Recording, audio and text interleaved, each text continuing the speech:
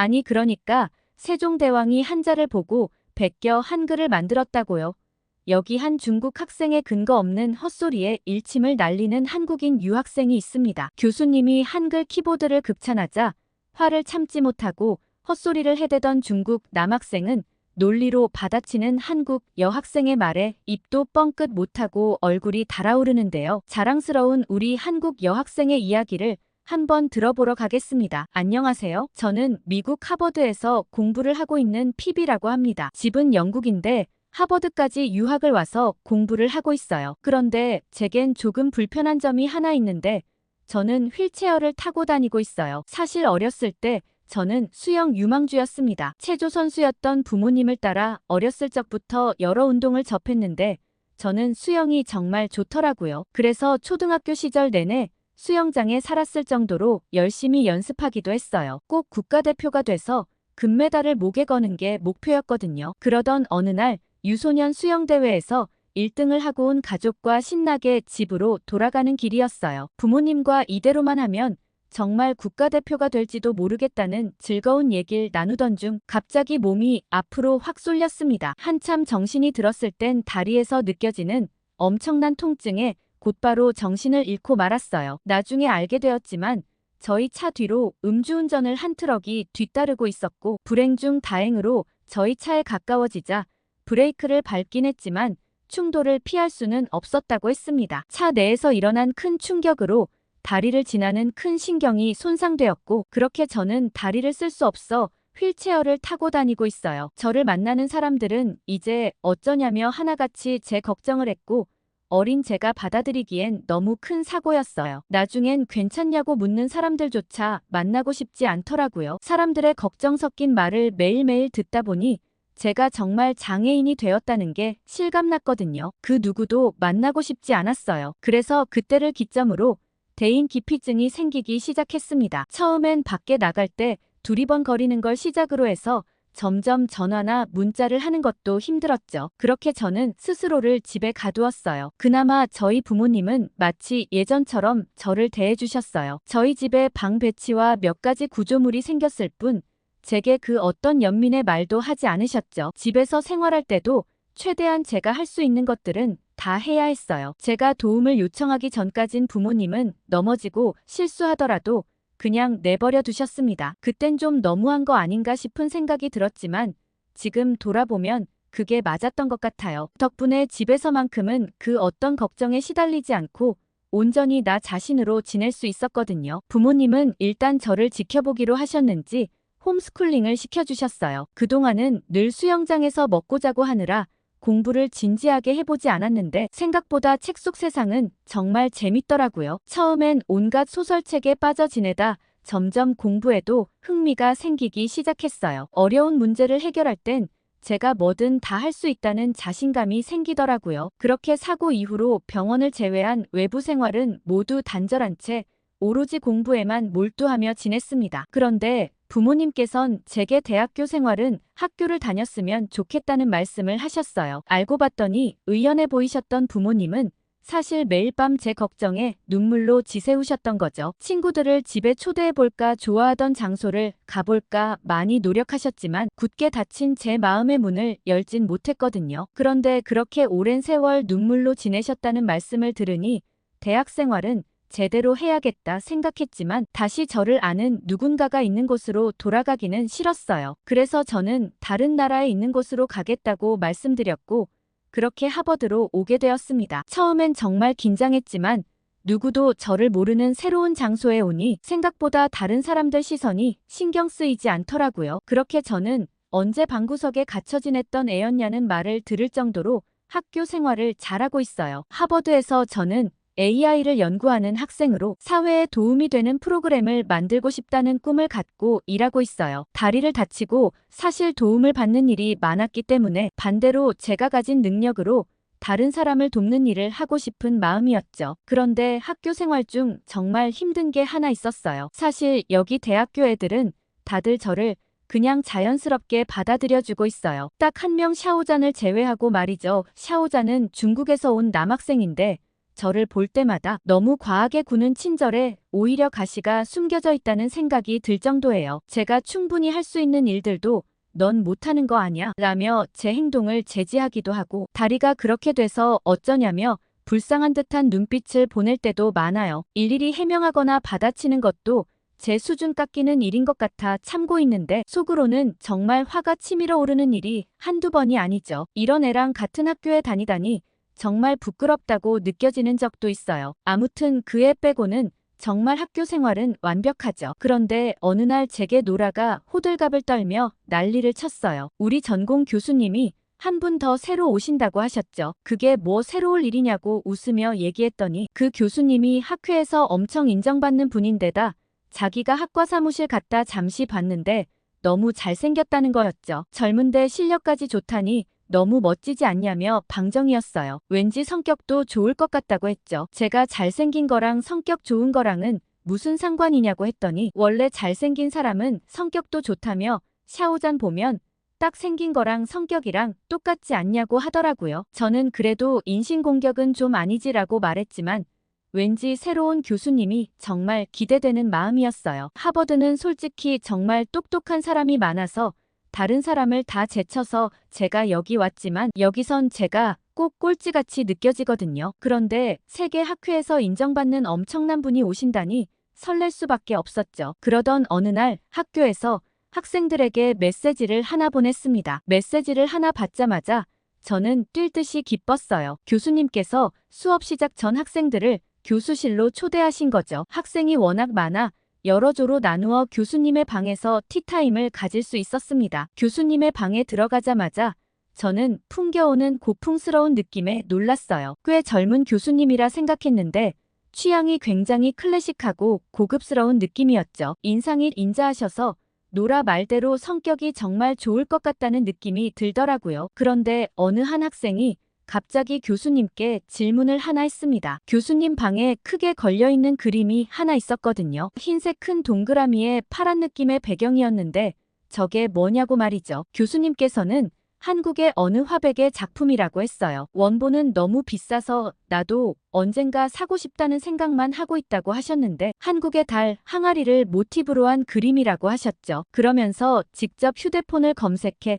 저희에게 달 항아리의 실물을 보여주셨어요. 뽀얗고 부드러운 곡선이 마음을 차분하게 만들어주는 느낌이 들더라고요. 교수님은 한국의 문화를 굉장히 사랑한다고 하셨어요. 이런 다랑아리나 백자들을 좋아하셔서 집에서는 따로 수집도 하고 계시다고 했죠. 교수님과 만나기 전에는 코딩 얘기나 프로그래밍 얘기만 할 줄 알았는데 이런 얘기를 하게 되다니 상상도 할 수 없었어요. 이런 문화를 즐기는 교수님을 보면서 더 교수님께 빠져들게 되었죠. 그런데 교수님 방에서 잔잔하게 나오는 음악이 있었습니다. 교수님께서 우리가 오기 전부터 듣고 계셨던 음악인 것 같은데 멜로디가 너무 아름다웠죠. 가사도 잘 안 들렸지만 처음 들어보는 부드러운 리듬이었어요. 저는 교수님께 혹시 지금 방에서 나오는 이 노래는 무슨 노래인가요? 라고 여쭤봤더니 교수님께선 이것도 한국의 오래된 노래라고 하셨어요. 여기 한국 학생도 있는 걸로 아는데 아마 지윤이는 이게 무슨 노래인지도 모를 정도로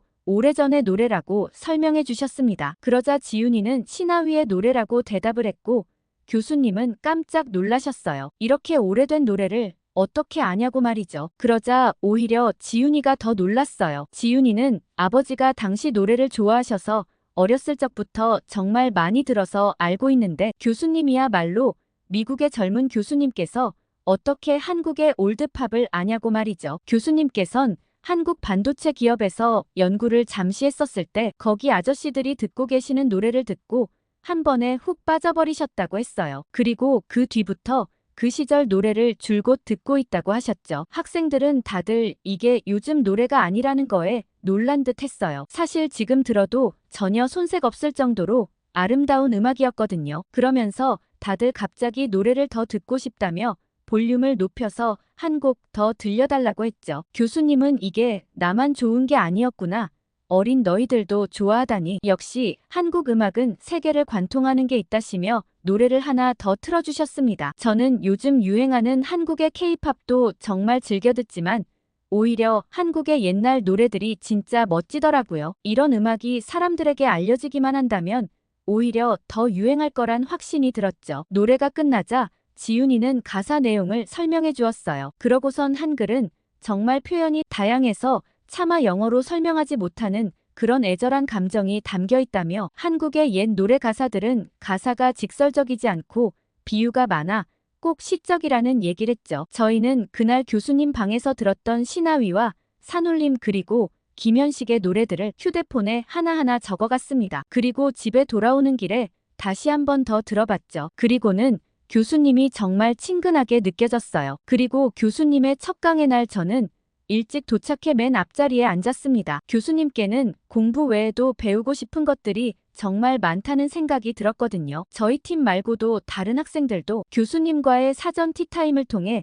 교수님의 강의에 기대하는 학생들이 많아 보였어요. 교수님은 첫 시간이니만큼 AI를 연구하는 우리들이 나아갈 길에 대해 생각해보자고 하셨죠. 토론 형식으로 이루어진 교수님 수업은 매우 자유롭고 유쾌했어요. 물론 토론 형식으로 수업하는 다른 교수님들도 많았지만 온화하고 친절한 분위기에 누구나 자유롭게 의견을 개진할 수 있었습니다. 그렇게 절반의 수업이 지나갈 즈음 교수님께서 여러분이 추후 실리콘밸리에서 일하기 위해 지금부터 필수적으로 배워야 할 게 하나 있다고 하셨어요. 교수님이 화면에 띄운 내용을 보고 일제히 두 눈이 휘둥그레졌죠. 교수님이 보여주신 건 바로 한글이었어요. 다들 의아했죠. 미국 실리콘밸리에서 일하게 될 저희가 왜 한글을 배워야 하는지 머릿속에 물음표가 가득했습니다. 그러자 교수님께선 혹시 작년 구글의 인공지능 챗봇 바드가 처음 나왔을 당시를 기억하냐고 물었습니다. 그때 마이크로소프트의 챗GPT와 뜨거운 경쟁을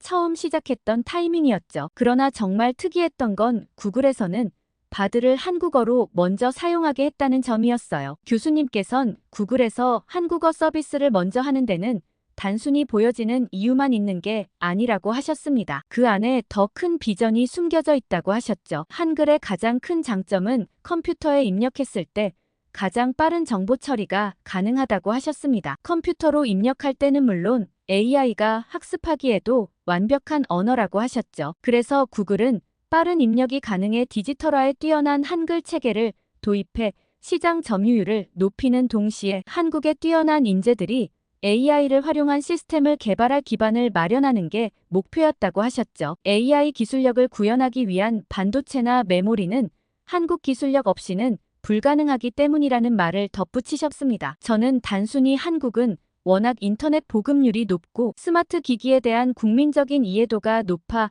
단순 베타 테스트를 위함이었다고 생각했는데 좀 놀랐습니다. 그리고 이어지는 교수님의 말씀에 저는 한글을 배워야 하는 필요성을 절감할 수밖에 없었어요. 프로그래밍을 할 때는 코드를 입력하고 타자를 정확하게 치는 게 매우 중요한데 한글 키보드는 그런 측면에서 보면 세계 최고라고 하셨습니다. 정확성과 속도 그 두 측면에서 따졌을 때 지금의 영어식 쿼티 키보드는 한참 뒤처진다고 하셨죠. 쿼티 키보드는 단순히 자주 쓰는 글자들을 멀찍이 띄워 배열해서 오타를 줄이는 것만이 목표라고 하셨습니다. 그런데 한국식 키보드의 전신이 되는 공병우 타자기는 세계에서 유일하게 2개국 문자를 타이핑할 수 있는 유일한 기계식 타자기라고 하셨습니다. 한글을 기계적으로 구현하면서도 빠르고 쉬운 타이핑이 목적이라고 하셨죠. 손의 운동 반경을 최소화하여 효율적인 타자기가 될 수 있도록 구현했다고 하셨습니다. 이를 알아본 IT 대기업들이 하나 둘 한글 타자기를 본격 도입하려고 하고 있다고 했죠. 애플 역시 한글 키보드에 대한 업데이트를 주기적으로 하며 유저들의 반응을 실시간으로 반영하고 있다고 했어요. 이런 현상은 비단 애플뿐만이 아니라고 하셨죠. 당연히 처음 접할 때는 좀 노력해야겠지만 이건 세계화의 흐름이기 때문에 지금부터 미리 배워두면 추후 편하게 일할 수 있을 거라고 조언해 주셨어요. 그리고 교수님은 한글은 언어와 음성이 결합되어 독특하고 아름다운 디자인적 요소를 가지고 있어서 디지털 시대의 UX의 관점에서도 가능성이 무궁무진하다고 하셨죠. 그러자 갑자기 뒤에서 교수님을 크게 부르는 소리가 났습니다. 샤오잔이었죠. 저는 얼굴만 보고서도 표정이 잔뜩 찌푸려졌어요. 저에게 워낙 무례하게 하는 학생이 강의실 수업 중에도 저런 태도를 보였기 때문이죠. 그러면서 샤오자는 교수님께 도둑질만 일삼는 한국에 그린 한글을 그렇게 높게 치시는 이유가 뭐죠? 하고 질문했습니다. 다들 도둑질만 일삼는다는 말에 벙쪄서 교수님과 샤오잔을 번갈아 바라보았어요. 그런데 제 시선 맞은편에 있던 지윤이의 얼굴 표정도 확 구겨진 걸 볼 수 있었습니다. 교수님은 샤오잔 학생이 잘 모르는 것 같아 알려주겠다고 하시며 한글이 정말 과학적인 언어인데다 세계 유일하게 한글만 가지는 특별한 점이 하나 있다고 하셨습니다. 다른 언어는 창제자와 창제시기 두 가지가 정확히 밝혀진 게 없지만 한글은 유일하게 창제자와 창제시기가 밝혀진 언어라고 하셨죠. 한국의 세종대왕이 백성들이 제대로 된 글을 읽지 못해 어려움을 겪는 걸 안쓰러이 여겨 발음기관의 모양을 본 떠 한글을 만드셨다고 했어요. 저는 교수님의 설명을 들으면서 한글이 백성을 사랑하는 마음에 만들어졌다는 부분이 좀 소름 끼쳤어요. 사실 군주라면 비단 그렇게 하는 게 맞지만 사실 역대 왕들을 보면 자기 욕심 채우기 바쁜 왕들이 많이 있잖아요. 백성들에게 힘든 노역을 시키고 백성들의 삶이 어떻든 말든 자기만 호의호식하는 군주가 많았는데 한국에는 그렇게 멋있는 왕이 있다는 게 놀라웠습니다. 이 얘기를 듣고 한글에 대해 더 관심이 많아졌어요. 저는 샤오잔이 더 이상 할 말이 없겠다 싶었는데 샤오잔은 코웃음을 쳤습니다. 아니 그래서 세종대왕이 중국 최하층민들이 쓰던 그 언어를 가져간 거라고요? 라고 대답했어요. 중국 하층민들이 한자를 기반으로 한 하층민만의 은어가 있었다고 했죠. 한국 단어에 한자로 만들어진 글이 많은 건 이미 교수님도 아시겠죠? 라고 하며 그게 바로 한자를 베껴 한글을 만들었기 때문이라고 얘기했습니다. 그러자 갑자기 지윤이가 손을 번쩍 들었습니다. 제가 샤오잔의 주장에 대답해도 될까요? 교수님께 허락을 구하는 지윤이의 태도는 샤오잔의 불량한 언행과 완전 반대되었어요. 지윤이는 세종대왕님께서 훈민정음을 만들기 전에 우리 한국 사람들은 향찰, 이두, 구결 등의 글자를 사용했다고 했습니다. 그 이전까지도 한국어는 있었지만 문장을 우리말 순서에 맞게 바꾸고 조사 등을 한자 소리를 빌려 붙인 한문 문장이라고 했죠. 그러자 샤오잔은 그 말이 바로 베껴 썼다는 말이라며 성질을 냈습니다. 흥분한 샤오잔의 태도와는 반대로 차분하게 지윤이는 한자를 빌려 썼을 뿐 그게 중국어를 본떠서 썼거나 베꼈다는 말은 성립하지 않는다고 했어요. 그렇다면 같은 한자 문화권에 속하는 일본어도 한자를 그대로 베꼈다고 주장할 수 있는지 궁금하다고 했습니다. 그러자 샤오잔은 우물쭈물했어요. 지윤이의 말을 들은 학생들은 사실 더 이상 들을 가치가 없다고 생각했습니다. 샤오잔의 논리라면 영어를 사용하고 있다고 해서 미국이 영국을 베꼈다는 말은 성립이 안 되니까요. 지윤이는 말을 계속 이어갔어요. 한자 문화권에 속했던 나라였을 뿐 샤오잔의 주장은 한자와 중국어를 동일시하여 착각하고 있는 것 같다고 말했죠. 그리고 세종대왕님의 한글은 세계 언어학자들도 인정하고 있는 문자인데 그 학자들의 주장을 전부 반박하는 거냐고 물었습니다. 샤오잔은 중국어가 한자고 한자가 중국어지 그게 그거 아니냐고 했어요. 그러면서 갑자기 교수님은 한국 사람도 아닌데 이렇게 한국 얘기 계속하시고 혹시 한국에서 돈 받으셨어요? 라고 엉뚱한 곳으로 화살을 돌렸어요. 순간 강의실은 찬물을 끼얹은 듯한 분위기가 되었습니다. 그러자 교수님께선 샤오잔 학생이 지금 잔뜩 흥분해서 본인이 무슨 실수를 저지른지도 잘 모르는 것 같다고 하셨어요. 첫 수업이니만큼 이 일을 크게 만들고 싶지 않다고 하시며 이번 한 번은 아량으로 넘어가 줄 테니 본인의 잘못을 안다면 학과 사무실로 가서 기다리라고 했죠. 샤오잔의 여자친구가 샤오잔을 마구 끌어안치며 문 밖으로 밀어냈습니다. 그러고 얼마 지나지 않아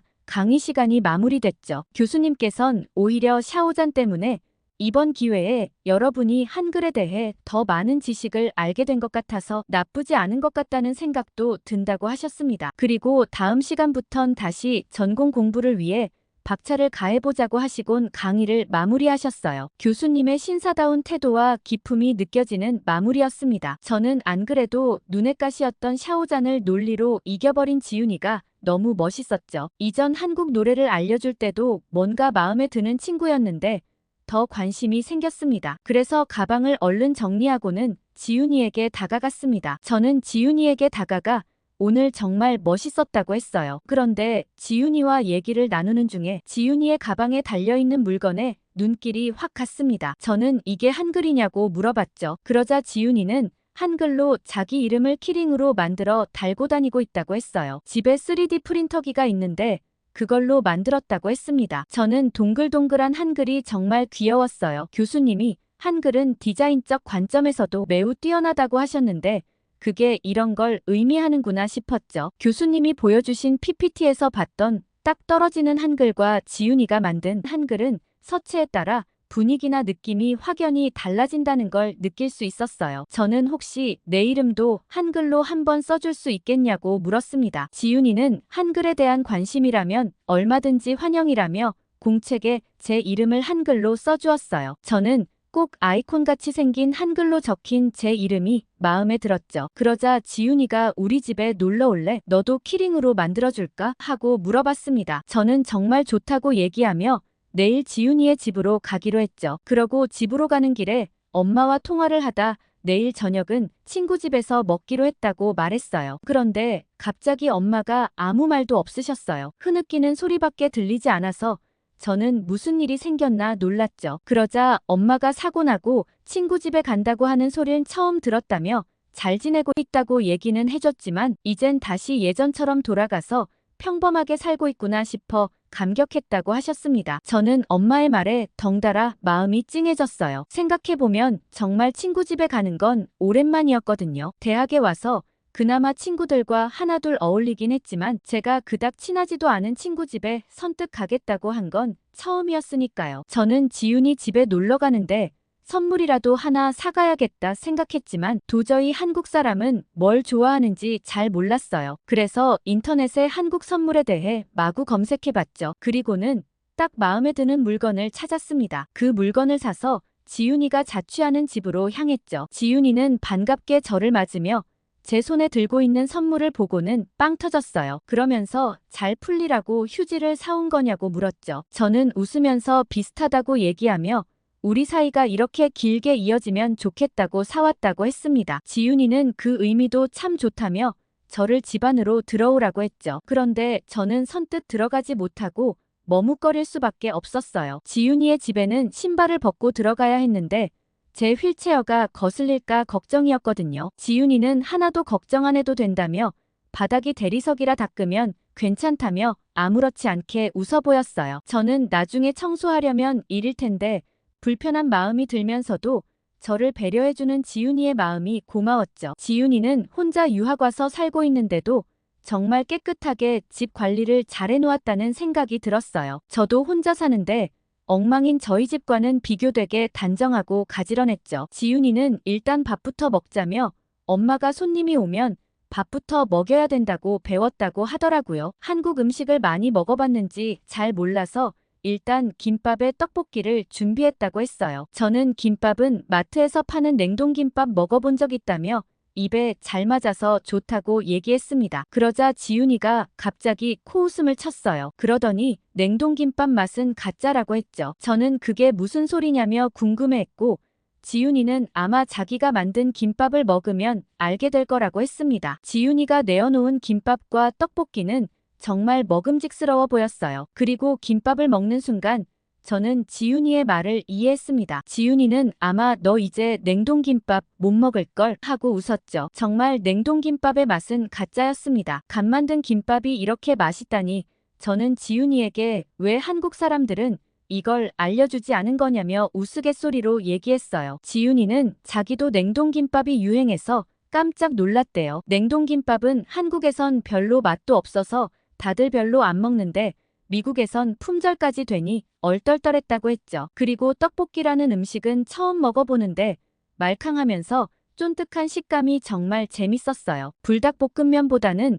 훨씬 달콤하고 덜 매워서 제 입에 딱이었죠. 이제껏 먹어본 한국 음식이 3개뿐이지만 먹는 것마다 다 맛있어서 다른 한국 음식들도 궁금해졌습니다. 그렇게 지훈이와 즐겁게 밥을 먹고 지훈이의 컴퓨터로 갔습니다. 지훈이는 이미 3D 프린트 시안에 제 이름을 다 짜 넣어두었죠. 색깔만 고르면 된다고 어떤 색이 좋겠냐고 했어요. 저는 이게 한글이니까 한국과 관련된 색을 넣고 싶다고 했고 지훈이는 그렇다면 빨간색과 파란색을 섞어 한 글자씩 넣어줄까 하고 물어봤어요. 한국 국기인 태극기에 있는 색깔이라고 했죠. 저는 지훈이의 제안에 동의했고 지윤이의 3D 프린터기에서 나오는 열쇠고리를 구경했어요. 그러곤 지윤이는 제게 기다리는 동안 한국 전통 음료수 한번 마셔볼래? 라고 제안했습니다. 그런데 저는 지윤이가 냉장고를 열자마자 깜짝 놀랄 수밖에 없었습니다. 냉장고 안에는 가지런한 통들이 여러 개 놓여 있었어요. 물과 음료수밖에 없는